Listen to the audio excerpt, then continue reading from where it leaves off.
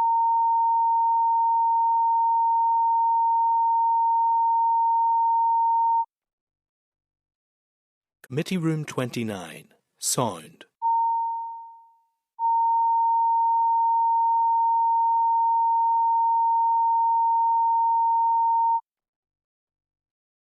Committee Room 29, Sound.